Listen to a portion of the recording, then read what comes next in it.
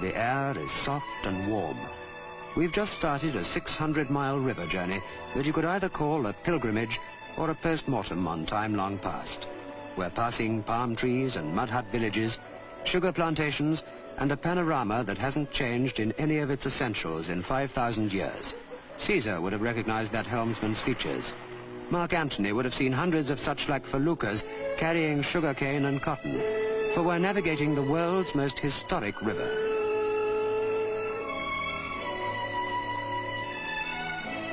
The Nile, with its rich silt and yearly flooding, carved the start of Western culture out of the desert, and the ancient kings who grew rich on the gifts of the Nile, in turn, carved massive memorials out of its rose-tinted stone.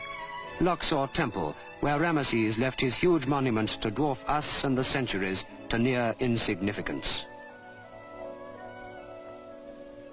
This was Thebes, imperial city of the pharaohs for 1,000 years. In such great temples, the sun god, Amun-Ra, was worshipped for longer than the whole of our Christian epoch. In fact, you'll find on this journey up the Nile, the sun still has its dedicated devotees.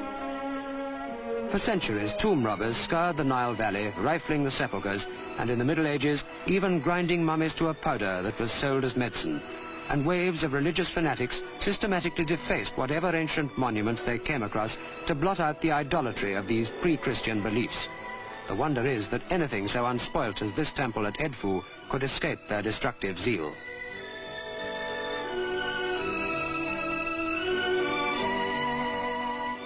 The early Coptic Christians would have obliterated Horus the Hawk, son of Osiris, the god of the dead, if they'd unearthed this ancient place. But many of the treasures of the Nile lay undiscovered until the turn of the last century, when Egyptology really began. Now, passengers on the riverboat can recapture the whole grandeur in easy stages and see from vivid records how the pharaohs lived. You can go on from here to where the Nile cascades through a great cataract and farther in a 10-day scheduled trip which once only the leisured few could enjoy.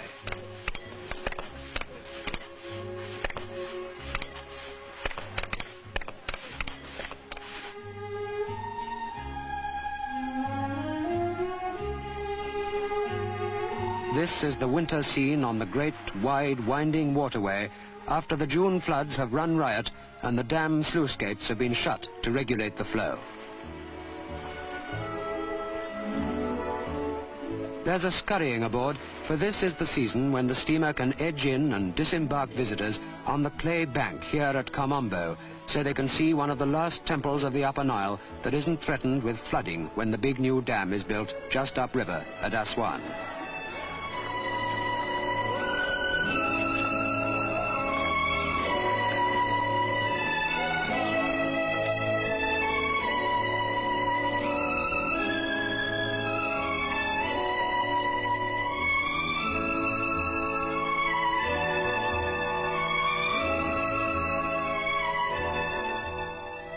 Here you can see carvings and fine friezes which the warrior kings had ordered in their honor. In some places they're colored white from lime, blue from azurite, and red from the iron in the surrounding rocks.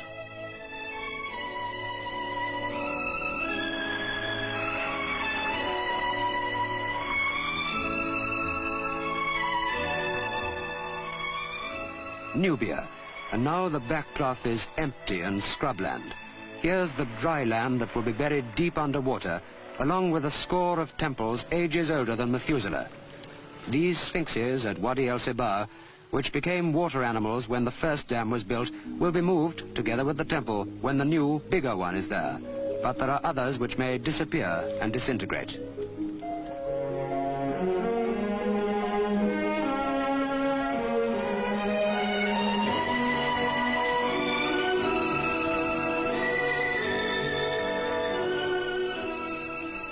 It matters perhaps little that such trim villages will crumble deep below the waterline of the world's biggest man-made lake. The whole of Egypt will prosper from the power and the fertility that the new dam will hold in store. 3 new palm trees will grow for every one that is drowned. The ducks will find new reeds to rest in. It matters little if a few tombs and temples are lost in the flood. Their hieroglyphics and wall pictures have been read and recorded, and their contribution to history has been made. But there is one threatened place whose loss would leave the world impoverished. You reach it, if you can contrive to do so, at sunrise. Abu Simbel.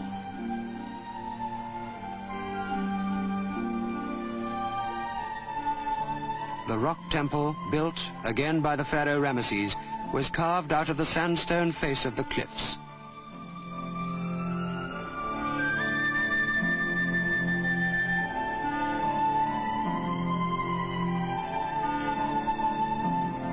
This temple was built so that the rising sun would shine direct into the inner sanctuary of the gods and light the face of the pharaoh Ramesses once a year.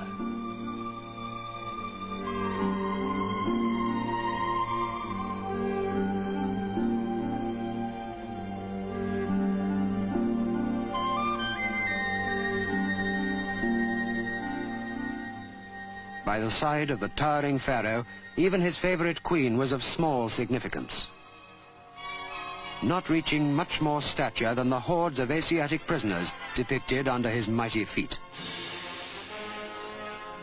The two Nile gods bind the symbolic plants of Upper and Lower Egypt, united by this proud warrior, the achievement which prompted Ramesses to carve the facade of this temple out of a 250-foot hillside, with those seated figures of him more than 12 times larger than life. Saving it calls for a project greater still.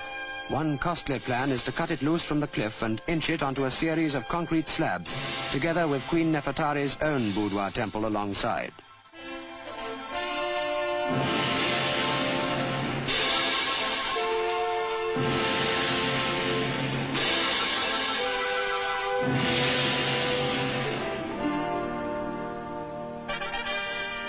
Look at the young queen, and it's hard to realize all this was built as long before Christ as St. Paul's Cathedral was built after him. So fresh and young and modern does this girl queen look. The river of Egypt truly has many hidden secrets. So look now with wonderment at Abu Simbel, lest any hope of saving it is abandoned, and in a few years these treasures too are hidden irrevocably by the waters of the Nile.